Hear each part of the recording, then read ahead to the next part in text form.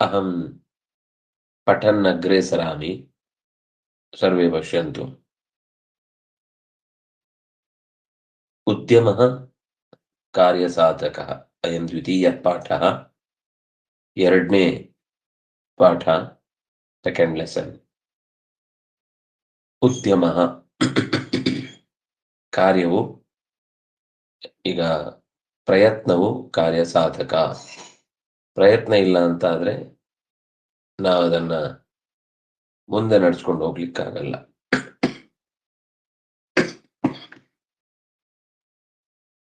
ವರ್ಷಾಸು ಶಾಕಟಿಕಃ ಕಶ್ಚಿತ್ ಸ್ವಶಕಟೆ ಭಾಂಡಾನ್ಯಾರೋಪ್ಯ ತಂ ನಗರಾಂತರಂ ಅನಯತ್.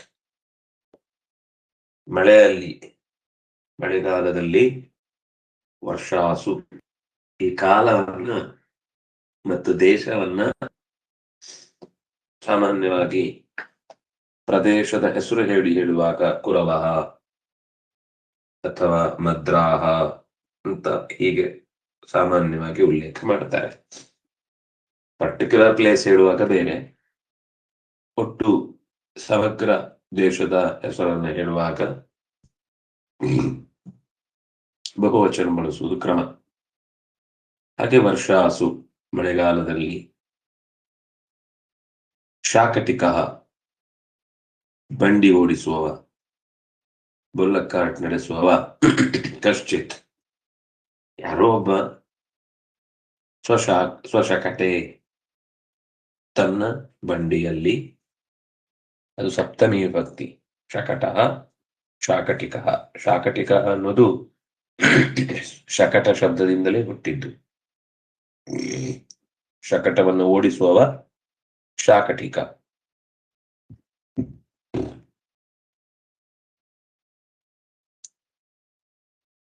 ಸ್ವಶಕಟೆ ತನ್ನ ಶಕಟದಲ್ಲಿ, ಭಾಂಡಾನಿ, ಭಾಂಡ ಇತ್ಯುಕ್ತೆ ಪಾತ್ರೆಗಳು, ಆರೋಪ್ಯ ಹೊರಿಸಿ, ಸ್ವಶಕಟೆ ಭಾಂಡಾನಿ ಆರೋಪ್ಯ ಪಾತ್ರೆಗಳನ್ನ ಹೊರಿಸಿ, ತಂ ಆ ಶಕಟವನ್ನು, ನಗರಾಂತರಂ ಅನ್ಯನ್ ನಗರಂ ಅನಯತ್ ಹೊತ್ತೊಯ್ದನು. ಅನ್ಯದ್ ನಗರಂ ಅನಯತ್ ದೂರುಷೌ ತಂ ಶಕಟಂ ಆವಹತಾಂ. ಯಾರಾದ್ರೂ ಓದ್ತೀರಾ? ಬೇಗ ಬೇಗ ಓದ್ಬೇಕು. ನಮಸ್ತೆ ಗುರುಗಳೇ. ದ್ವೌ ವೃಷೌ ತಂ ಶಕಟಂ ಆವಹತಾಂ. ಅವಹತಾಂ. ಆವಹತಾಂ. ಆ ಬೇಡ, ಅವಹತಾಂ. ಅವಹತಾಂ. ಅವಹತಾಂ. ದ್ವೌ ಎರಡು. ದ್ವೌ ಎರಡು. ವೃಷೌ ವೃಷೌ ಎತ್ತುಗಳು. ತಂ ತಂ ಶಕಟಂ ಆ ಗಾಡಿಯನ್ನು, ಆ ಬಂಡಿಯನ್ನು. ಅವಹತಾಂ ಅವಹತಾಂ.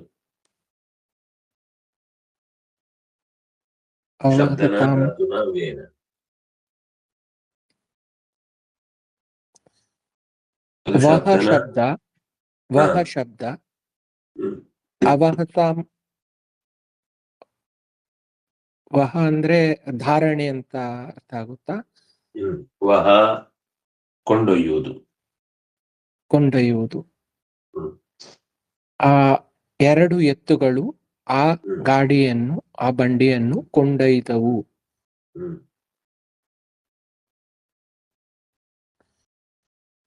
ರಯ್ಯಾಯಾಮ್ ಈ ಅವಹತಾಂ ಅನ್ನೋದು ಯಾವ ಲಕಾರ ಗೊತ್ತಾಯ್ತಾ ಏನಾದ್ರು? ಲೋಟ. ಲೋಟ, ಕೊಂಡೊಯ್ದವು.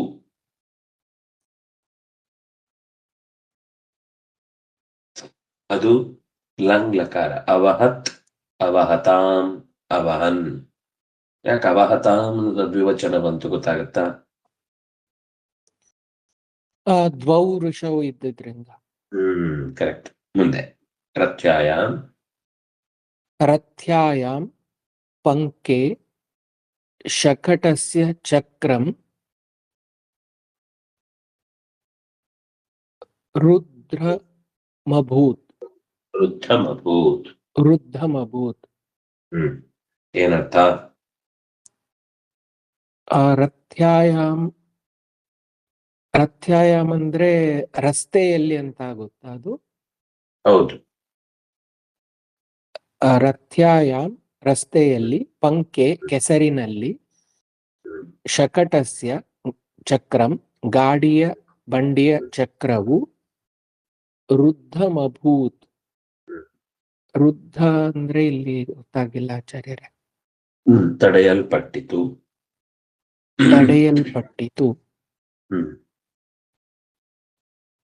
ವೃಷಭೌ ಬಲವತ್ ಪ್ರಹರನ್ನಪಿ ಸ ಶಕಟಂ ಚಲಯಿತುಂ ನಕ್ಷಮತ.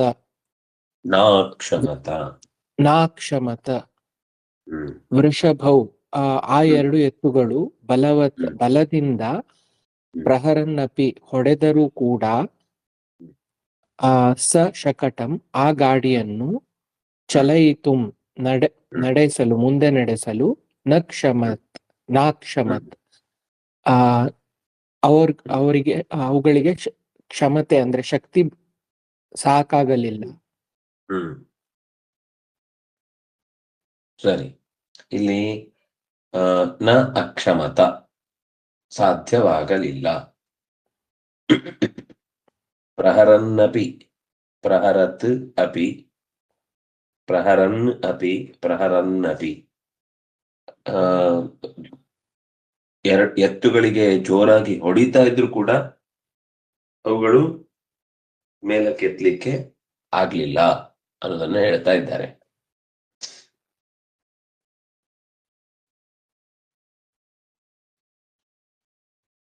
ತತ ಸ ಭಗವಂತಂ ನಾರಾಯಣಂ ಪ್ರತಿ ಚುಕ್ರೋಶ.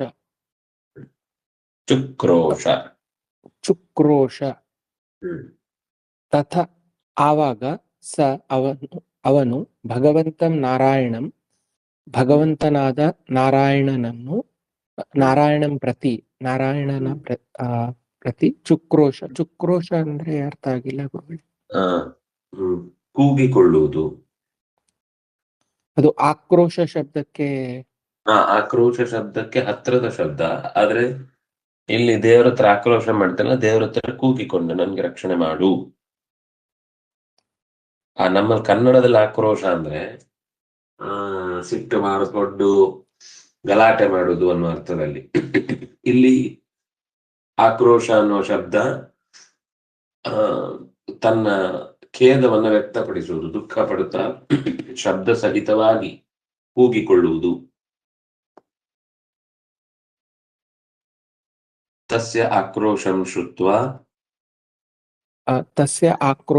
ಶ್ರುತ್ವಾ ದಯಾಲುರ್ ಭಗವಂತಸ್ಯ ಭಗವಾನ್ಸ್ತಸ್ಯ ಪುರಸ್ತಾದ್ ಅವಿರ್ಭೂತ್. ತಸ್ಯ ಆಕ್ರೋಶಂ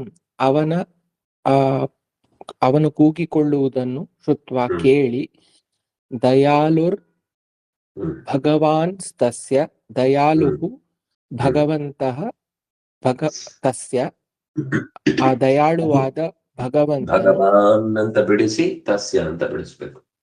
ಭಗವಾನ್ ತಸ್ಯ ಆ ದಯಾಳುವಾದ ಭಗವಂತನು ತನ್ನ ಅವನ ತಸ್ಯ ಪುರಸ್ತಾದ್ ಮುಂದೆ ಆವಿರ್ಭೂತ್ ಕಾಣಿಸಿಕೊಂಡನು.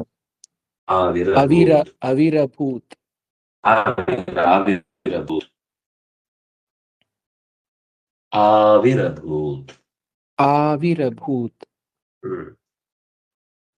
ಆವಿರಭೂತ್ ಅಂದ್ರೆ ಆವಿರ್ಭಾವ ಅನ್ನುವ ಶಬ್ದದ್ದೇ ಅರ್ಥ.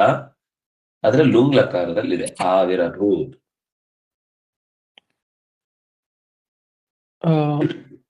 ಲುಂಗ್ ಲಕಾರ ಅಂದ್ರೆ ಲುಂಗ್ ಅಂದ್ರೆ ಲಂಗ್ ಲಕಾರದ್ದೇ ಭಾವ ಅಂದ್ರೆ ಭೂತಾರ್ಥವನ್ನೇ ಹೇಳುತ್ತೆ. ಆದ್ರೆ ಅದು ಇನ್ನೊಂದು ಪ್ರಯೋಗ. ನಮ್ಗೆ ವ್ಯತ್ಯಾಸ ಸ್ವಲ್ಪ ಇದೆ. ತುಂಬಾ ನಿನ್ನೆ ಮೊನ್ನೆದಲ್ಲದೆ ಇವತ್ತಿದ್ದಾದ್ರೆ ಆಗಿ ಹೋಗಿರುವಂತದ್ದು ಭೂತ ಆಗಿದ್ರೆ ಆಗ ಲುಂಗ್. ನಿನ್ನೆ ಮೊನ್ನೆ ಆಗಿ ಹೋಗಿದೆ ಇವತ್ತಲ್ಲ ಆದ್ರೂ ಆಗಿರುವುದು ಸ್ವಲ್ಪ ದಿನ ಆಗಿದೆ ಅಂತಂದ್ರೆ ಆಗ ಲಂಗ್. ಆದ್ರೆ ಇವತ್ತು ಅಷ್ಟು ವ್ಯತ್ಯಾಸದ ಗುರುತನ್ನು ಇಟ್ಕೊಂಡು ಏನು ಹೇಳಲ್ಲ. ಒಟ್ಟು ಲಂಗ್ ಅಲ್ಲ, ಅದು ಭೂತಾರ್ಥದಲ್ಲಿ ಎಲ್ಲವನ್ನು ಪ್ರಯೋಗಿಸ್ತಾರೆ. ಪುರಸ್ತಾತ್ ಏನರ್ಥ? ಮುಂದೆ. ಪುರಃ ಸರಿ, ಕರೆಕ್ಟ್. ಪುರಸ್ತಾತ್ ಪ್ಲಸ್ ಆವಿರಭೂತ್. ಪುರಸ್ತಾದ್ ಆವಿರಭೂತ್ ಏನಾದ್ರೂ ವ್ಯತ್ಯಾಸ ಆಯ್ತಾ? ಪುರಸ್ತಾತ್ ಪ್ಲಸ್ ಆವಿರಭೂತ್. ಪುರಸ್ತಾ ಸವರ್ಣ ದೀರ್ಘ ಸಂಧಿ.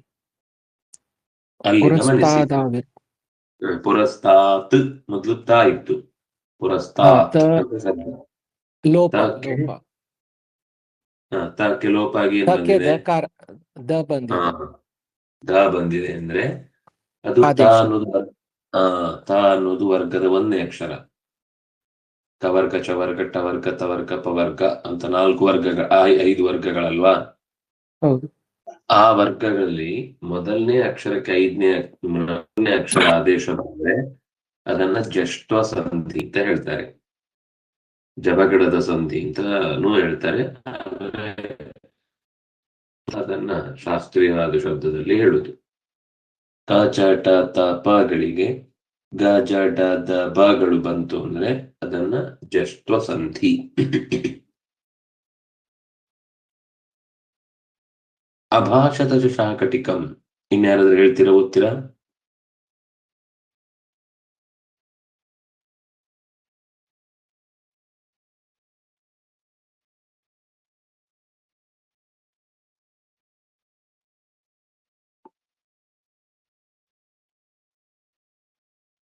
ಚಿತ್ರ ಅವರು, ಶ್ರೀನಾಥ್ ಅವರು.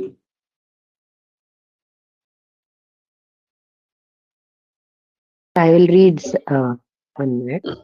Abhashata cha shakatikam bho moodha kimiti joshamase. The God told the cartman, you fool, kimiti joshamase, why are you not doing something on your own? Like, why are you idle? Mamam sahayam vanchasi chet uttishtaha. Uttishta means uttishta, you have to get up. Mamam sahayam vanchasi, I don't understand. Vanchasi, what does that? My help. If you need my help, get up. Chet, yes. Chet, what does chet? Chet means I don't know. If you. Okay, if you want my help, get up. 1 minute. Dhuryau chodaya chakram skandhena prachalaya. Dhuryom. Here it says bullock. Chodaya, I don't know what. Chodaya means drive. Okay. Chakram skandhena prachalaya.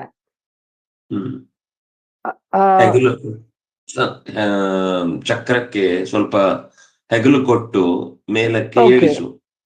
You have to. You also push the wheels.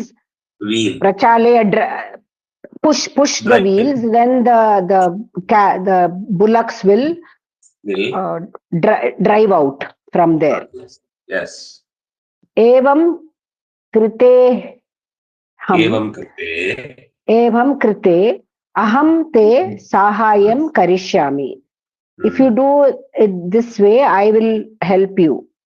इति इति एवमुक्त्वा भगवान् अन्तर्धानमकरोत् एवमुक्त्वा I don't know what that means. ಹಾಗೆ ಹೇಳಿ. Okay. After saying this, he disappeared. Yes. ततः शाकटिकेन तथा कृते भगवतः सहायेन शकटं पङ्कानिरगच्छत्.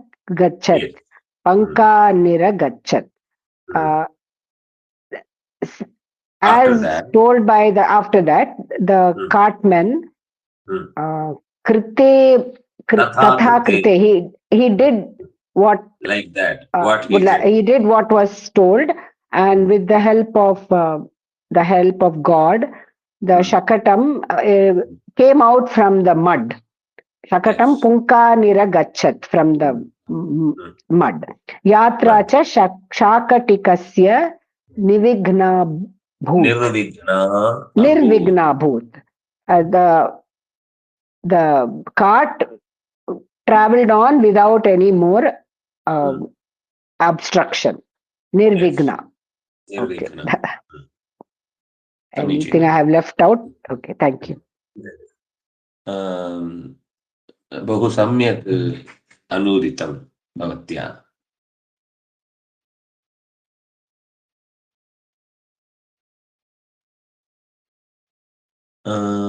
तत्र प्रश्नाः सन्ति. तत्तु पाठे प्रश्नस्य अर्थमेकवारम् अवगच्छन्तु. ಮೊದಲು ಪ್ರಶ್ನೆಗೆ ಅರ್ಥ ಏನು ಅಂತ ತಿಳ್ಕೊಳ್ಳಿ, ಆಮೇಲೆ ಉತ್ತರ ಅಲ್ಲೇ ಇರುತ್ತೆ. ಶಾಕಟಿಕಃ ಕದಾ ಕುತ್ರ ಶಕಟಂ ಅನಯತ್. ಶಾಕಟಿಕನು ಈ ರಥವನ್ನು ಓಡಿಸುವವ ಅಥವಾ ಬುಲ್ಲಕ್ ಕಾರ್ಟ್ ಅನ್ನು ನಡೆಸುವವ, ಬುಲ್ಲಕ್ ಕಾರ್ಟ್ ಮ್ಯಾನ್ ಕದಾ ಕುತ್ರ, ಇನ್ ವಿತ್ ಯಾವ ಹೊತ್ತಿಗೆ ಮತ್ತು ಎಲ್ಲಿ, ವ್ಯಾನ್. ಶಕಟಂ ಅನಯತ್, ಶಕಟವನ್ನು ಕೊಂಡೊಯ್ದನು. ಕುತಃ ಶಾಕಟಿಕಃ ಶಕಟಂ ಚಲಯಿತು ನ ಅಕ್ಷಮತ. ಯಾಕೆ ಕುದುರೆ ಎತ್ತಿನ ಗಾಡಿಯವನಿಗೆ ತನ್ನ ಬಂಡಿಯನ್ನು ಅಲುಗಾಡಿಸಲು ಸಾಧ್ಯವಾಗಲಿಲ್ಲ? ನ ಅಕ್ಷಮತ, ಯಾವುದೇ ರೀತಿ ಪ್ರಯತ್ನ ಪಟ್ಟರು ತಸ್ಯ ಸಾಮರ್ಥ್ಯಂ ನ ಅಭವತ್. ಅಕ್ಷಮತ ಇತ್ಯುಕ್ತೆ ಸಮರ್ಥಃ, ನಾಕ್ಷಮತ ಇತ್ಯುಕ್ತೆ ಅಸಮರ್ಥಃ. ಯಾವಾಗ ಶಾಕಟಿಕನಿಗೆ ಬಂಡಿಯನ್ನು ಚಲಿಸಲು ಡ್ರೈವ್ ಮಾಡ್ಲಿಕ್ಕೆ ಅಸಹಾಯಕನಾದ. ತತಃ ಸಹ ಕಿಮಕರೋತ್, ಈಗ ಬಂಡಿ ಏಳಲಿಲ್ಲ ಕೆಸರಿನಿಂದ, ಅದು ಮಡ್ಡಿನ ಮಧ್ಯದಲ್ಲಿ ವೀಲ್ ಸಿಕ್ಕಿ ಬಿದ್ದಿದೆ, ಚಕ್ರ ಸಿಕ್ಕಿ ಬಿದ್ದಿದೆ. ಆವಾಗ ಅವನೇನ್ ಮಾಡ್ದ? What did he do? ಯಾವಾಗ ಭಗವಂತ ಅವನನ್ನ ಬಂದು ಮಾತನಾಡಿಸಿದ ಆಮೇಲೆ ಏನಾಯ್ತು ಅಂತ ಅದ್ ಮುಂದಿನ ಉತ್ತರ. ಅವನೇನು ಮಾಡ್ದ ಅನ್ನೋದು ಹೇಳಿದ್ಮೇಲೆ ಕಿಂ ಅಕರೋತ್, ವಾಟ್ ಹಿ ಡಿಡ್. ಭಗವಾನ್ ಕಿಂ ಅಭಾಷತ, ಕೈ ಚೆಲ್ಲಿ ಕೂತವನನ್ನ ದೇವರು ಕೂಡ ರಕ್ಷಿಸಲ್ಲ ಅನ್ನೋದನ್ನ ದೇವರು ತನ್ನ ಮಾತಲ್ಲೇ ಹೇಳ್ದ. ಭಗವಾನ್ ಕಿಂ ಅಭಾಷತ, ಅವನ್ ದೇವರನ್ನು ಕೂಗಿಕೊಂಡ, ದೇವರೇ ನೀನ್ ಯಾಕೆ ನನ್ನ ಸಹಾಯಕ್ಕೆ ಬರ್ತಿಲ್ಲ, ಇಷ್ಟು ಒದ್ದಾಡ್ತಾ ಇವೆ. ಅದಕ್ಕೆ ದೇವರು ಏನ್ ಹೇಳ್ದ? ಅದು ಒದ್ದಾಡಿದ್ರೆ ಸಾಕಾಗಲ್ಲ, ಅದು ನಿನ್ನ ರಥ ಆದ್ರಿಂದ ನೀನು ಕೂಡ ಆ ರಥದ ಒಂದು ಭಾಗವಾಗಿರುವುದರಿಂದ ನಿನ್ನ ಪ್ರಯತ್ನ ಕೂಡ ಆದ್ರೆ ಮಾತ್ರ ಅದಕ್ಕೆ ಮುಂದುವರಿಲಿಕ್ಕೆ ಸಾಧ್ಯ ಆಗುತ್ತೆ. ಅವುಗಳು ಬಲ ಹಾಕಬಹುದು, ಬುದ್ಧಿ ಹಾಕಲ್ಲ. ಪ್ರಯತ್ನ ಯಾವ ರೀತಿ ಹಾಕಿದ್ರೆ ಆಗುತ್ತೆ ಅನ್ನೋದು ಅವಳಿಗೆ ಗೊತ್ತಿಲ್ಲ. ಆದ್ರಿಂದಾಗಿ ಕಿಂ ಅಭಾಷತ, ದೇವ್ರೇನ್ ಹೇಳ್ದ? ಕದಾಕೇನ ಕಾರಣೇನ ಶಕಟಂ ಪಂಕಾತ್ ನಿರಗಾತ್, ಯಾವಾಗ ಅವು ಹೊರಬಂದವು, ಯಾವ ಕಾರಣದಿಂದ ಕೆಸರಿನಿಂದ ಹೊರಬಂದಿತು. ರಥ ಬರುವುದು ಒಂದು, ಯಾವಾಗ ಅದಕ್ಕೆ ಹೊರಗೆ ಬರ್ಲಿಕ್ಕೆ ಅವಕಾಶ ಆಯ್ತು ಅಂದ್ರೆ ಅದೇನು ಗಳಿಗೆ ನೋಡ್ತಾ ಇತ್ತಾ ಇಷ್ಟೊತ್ತಾದ್ಮೇಲೆ ಬರುದು ಅಂತ, ಅಥವಾ ಇನ್ಯಾವುದಾದ್ರೂ ಬೆಂಬಲ ಸಿಗುತ್ತೆ ಅಂತ ಅದು ಗಮನಿಸಿತಾ ಅನ್ನುವ ಈ ಎರಡು ಪ್ರಶ್ನೆಗಳನ್ನ ಉತ್ತರಿಸಿದ್ರೆ ಅಲ್ಲಿಗೆ ಪ್ರಶ್ನೋತ್ತರ ಮುಕ್ತಾಯ ಆಯ್ತು. ಇವತ್ತು ಪ್ರಶ್ನೋತ್ತರಗಳನ್ನು ಬರೆದು ಹಾಕ್ತೀರಾ ಗುಂಪಲ್ಲಿ? ಯಾವ್ಯಾವ ಪ್ರಶ್ನೆಗೆ ಏನೇನು ಉತ್ತರ ಅಲ್ಲೇ ಇದೆ ಪಾಠದಲ್ಲಿ. ಓದಿ ಚೂರು ಏನು ಚೇಂಜ್ ಮಾಡ್ಲಿಕ್ಕೂ ಹೆಚ್ಚು ಇರಲ್ಲ. ಆ ಪ್ರಶ್ನೆನೂ ಬರಿಬೇಕು, ಉತ್ತರನೂ ಬರಿಬೇಕು. ಎರಡೂ ಬರೆದ್ರೆ ಮಾತ್ರ ನಮಗೆ ಭಾಷೆ ಕೂಡುತ್ತೆ. ನಾವೇನು ಅಂದ್ರೆ ನಾನು ಉತ್ತರ ಹೇಳಿ ಆಯ್ತು ಅಂತ, ಉತ್ತರ ಹೇಳಿದ್ರೆ ಸಾಕಾಗುದಿಲ್ಲ, ಪ್ರಶ್ನೆ ಉತ್ತರ ಎರಡೂ ಬರಿಬೇಕು. ಎರಡೂ ಕೂಡ ಮಸ್ಟ್ ಅಂಡ್ ಶುಡ್. ಯಾಕೆಂದ್ರೆ ಪ್ರಶ್ನೆಯಲ್ಲೂ ಸಂಸ್ಕೃತ ಇದೆ, ಅದು ಕಲೀಲಿಕ್ಕೆ ಬೇಕು. ಉತ್ತರದಲ್ಲೂ ಕೂಡ ಅನಿವಾರ್ಯವಾಗಿ ನಾವು ಅದಕ್ಕೆ ರಿಯಾಕ್ಟ್ ಮಾಡುವಾಗ ಹೇಗೆ ಶಬ್ದಗಳಿಗೆ ತಕ್ಕ ಪದಗಳನ್ನ ಅಲ್ಲಿ ಬದಲಿಸಿದ್ದಾರೆ ಪ್ರಶ್ನೆಯಲ್ಲಿ ಇದ್ದದ್ದನ್ನು ಅನ್ನೋದು ಗೊತ್ತಾಗುತ್ತೆ. ಅಕಾರ ಲೋಪ ಸಂಧಿ, ಇದಕ್ಕೆ ಪೂರ್ವರೂಪ ಸಂಧಿ ಅಂತಲೂ ಹೇಳ್ತಾರೆ. ಇದು ಅವಗ್ರಹ ಚಿಹ್ನೆಯಿಂದ ಕೂಡಿದಾಗ ನಮಗೆ ಬೇಗ ಗೊತ್ತಾಗುತ್ತೆ. ಕೇವಲ ಇದು ಟ್ರಿಕ್. ಅವಗ್ರಹ ಚಿಹ್ನೆ ಇದೆ ಅಂದ ಮಾತ್ರಕ್ಕೆ ನಾವು ನೋಡುವುದಲ್ಲ. ಅವಗ್ರಹ ಚಿಹ್ನೆ ಇರುವುದರಿಂದ ಇಲ್ಲಿ ಪೂರ್ವರೂಪ ಸಂಧಿ ಆಗಿರಬಹುದು. ಅದಿಲ್ಲದೆಯೂ ಅವಗ್ರಹ ಚಿಹ್ನೆ ಇರುತ್ತೆ. ಅದನ್ನು ನಿಮಗೆ ಮುಂದೆ ಗೊತ್ತಾಗುತ್ತೆ. ಒಟ್ಟಿದ್ರ ಅಭಿಪ್ರಾಯ ಎ ಅಥವಾ ಓ ಅನ್ನುವ ಅಕ್ಷರಗಳ ಪರದಲ್ಲಿ ಅ ಅನ್ನುವ ಸ್ವರ ಸೇರಿಕೊಂಡದ್ದಾದ್ರೆ ಆವಾಗ ಆ ಅಕಾರ ಅನ್ನೋದು ಕೇಳಿಸುವುದಿಲ್ಲ, ಒಟ್ಟಾಗಿ ಒಂದೇ ಶಬ್ದದಂತೆ ಭಾಸವಾಗುತ್ತೆ. ಈಗ ಕೃತೆ ಅಹಂ, ಕೃತೆ ಹಂ, ಕೃತೆಯಲ್ಲಿ ಎ ಇದೆ, ಅಹಂ ಅನ್ನುವಲ್ಲಿ ಆ ಇದೆ, ಎರಡೂ ಸೇರಿದಾಗ ಕೃತೆ ಹಂ. ತೇ ಅತ್ರ, ತೇತ್ರ, ಇಲ್ಲೂ ಹಾಗೆ ತೇ ಅನ್ನುವಲ್ಲಿ ಎ ಇದೆ, ಅತ್ರ ಆ ಇದೆ. ವಿಷ್ಣು ಅವ, ವಿಷ್ಣು ಅನ್ನೋದು ಸಂಬೋಧನೆ, ಅವ ಅನ್ನೋದು ರಕ್ಷಿಸು ಅಂತ ಕೇಳುದು. ಅಕಾರ ಇದೆ, ಒಂದು ಸಾಮಾನ್ಯ, ಎಲ್ಲ ಕಡೆ ಅಕಾರ ಲೋಪ ಸಂಧಿ ಆಗ್ಬೇಕು ಅಂತ ನಾವು ಸುಲಭವಾಗಿ ಅರ್ಥ ಮಾಡ್ಕೊಳ್ಳೋದು ಹೌದಾದ್ರೂ ಅದಕ್ಕೆ ಪೂರ್ವರೂಪ ಸಂಧಿ ಅಂತ ಹೆಸರು. ಯಾಕೆ ಅಂದ್ರೆ ಈ ಕೃತೆ ಅಹಂ ಅನ್ನುವಲ್ಲಿ ಕೃತೆ ಅನ್ನುವ ಏಕಾರ, ತೇ ಅತ್ರ ಅನ್ನುವಲ್ಲಿ ಮೊದಲ ಪದದ ಕೊನೆಯ ಅಕ್ಷರ, ತೇ ಅನ್ನುವಲ್ಲಿನ ಏಕಾರ, ವಿಷ್ಣು ಅನ್ನುವ ಓಕಾರ, ಮುಂದೆ ಮತ್ತೆ ಏತೆ ಅವದನ್ ಅಲ್ಲಿ ಮತ್ತೆ ಏಕಾರ. ಈ ಎ ಮತ್ತು ಓ ಸಂಧಿ ಆದ್ಮೇಲೂ ಕೂಡ ಅದೇ ರೂಪದಲ್ಲಿ ಉಳಿದರೆ, ಸಂಧಿ ಆದ್ಮೇಲೂ ಕೂಡ ಬೇರೆ ಕಡೆ ಎಲ್ಲ ಕಡೆ ಏನಾಗುತ್ತೆ ಅಂದ್ರೆ ಏನೋ ಒಂದು ಬದಲಾವಣೆ ಆಗುತ್ತೆ, ವ್ಯತ್ಯಾಸ ಆಗುತ್ತೆ ಸಂಧಿ ಆದ್ಮೇಲೆ. ಸಂಧಿಗೆ ಲಕ್ಷಣ ಏನು ಅಂದ್ರೆ ಎರಡು ಪದಗಳು ಒಂದಕ್ಕೊಂದು ಬೆರೆತಾಗ ಮೊದಲಿರುವ ಪದಗಳ ಅಕ್ಷರಗಳ ಸ್ವರೂಪಕ್ಕಿಂತ ಏನಾದ್ರೂ ಬದಲಾಯಿತು ಅಂದ್ರೆ, ಬದಲಾವಣೆ ಆಯ್ತು, ಏನೋ ಲೋಪವಾಯಿತು ಅಥವಾ ಏನೋ ಬದಲಾಗಿ ಇನ್ನೊಂದು ಅಕ್ಷರ ಬಂತು, ಅಥವಾ ಆ ಅಕ್ಷರವೇ ನಷ್ಟವಾಯಿತು ಅಂತ ಆದ್ರೆ ಒಂದು ಬದಲಾಗಿ ಬರುತ್ತೆ, ಒಂದು ಬದಲಾದ್ದೇ ಬರುತ್ತೆ, ಇನ್ನೊಂದು ಬದಲೇ ಆಗುದಿಲ್ಲ, ಇದ್ದದ್ದು ಹೋಗುತ್ತೆ ಅನ್ನುವ ತರದ ಲೋಪಗಳು, ಸೇರುವಿಕೆಗಳು, ಅಥವಾ ಸೇರುವಿಕೆಯಲ್ಲಿ ಎರಡು ವಿಧ, ತಾನಾಗಿ ಎಲ್ಲರ ಜೊತೆಗೆ ಬರುವುದು ಅಥವಾ ತಾನೊಂದೇ ಮುಂದುವರಿಯುವುದು, ಹಿಂದಿದ್ದನ್ನ ಅಳಿಸಿ ಹೊರಟೋಗುದು. ಹೀಗೆ ಮೂರು ರೀತಿಯ ವಿಕಾರಗಳು ಉಂಟಾದಾಗ ಅದನ್ನ ಸಂಧಿ ಅಂತ.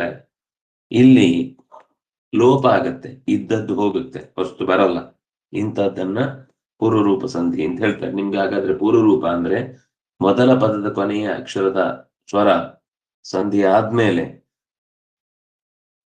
ಹಾಗೆಯೇ ಆ ಪೂರ್ವದ ಪದ ಇರುತ್ತೆ, ಆದರೆ ಉತ್ತರ ಪದದಲ್ಲಿರುವಂತಹ ಅಕಾರ ಕಾಣಿಸುವುದಿಲ್ಲ.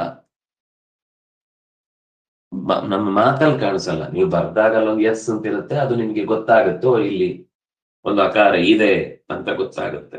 ಅದರಿಂದಾಗಿ ಇದನ್ನ ಪೂರ್ವರೂಪ ಸಂಧಿ ಅಂತ ಹೇಳ್ತಾರೆ. ಏತೇ ಅವದನ್, ಏತೇ ವದನ್, ಈಶ್ವರ. ಈಗ ಇದು ಸಾಕು, ಯಾಕೆಂದ್ರೆ ಇದು ಇನ್ನೊಂದು ವಿಸರ್ಗದ ಸಂಧಿಯ ಪಾಠ ಆಗುವಾಗ ನೋಡೋಣ. ಇವತ್ತು ಮಾಡಬೇಕಾದ ಕೆಲಸ ಏನು ಅಂತಂದ್ರೆ ಪ್ರಶ್ನೆಗಳನ್ನ ಬರೆದು ಉತ್ತರಗಳನ್ನೂ ಇದೇ ಪಾಠದಲ್ಲಿ ಇರುವುದನ್ನ ಬರೆದು ಗುಂಪಲ್ಲಿ ಹಂಚ್ಕೊಳ್ಳಿ. ಉಳಿದವರಿಗೂ ಆಗ ಒಂದ್ಸರ್ತಿ ಏನಾಗಿದೆ ಅಂತ ನೋಡ್ಲಿಕ್ಕೆ ಆಗತ್ತೆ. ಸರಿ, ಶ್ರೀ ಹರಿಪ್ರಿಯತಾಂ ಶ್ರೀಕೃಷ್ಣ ಅರ್ಪಣಮಸ್ತು.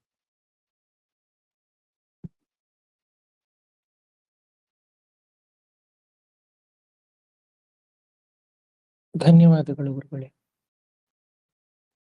ಧನ್ಯವಾದಗಳು.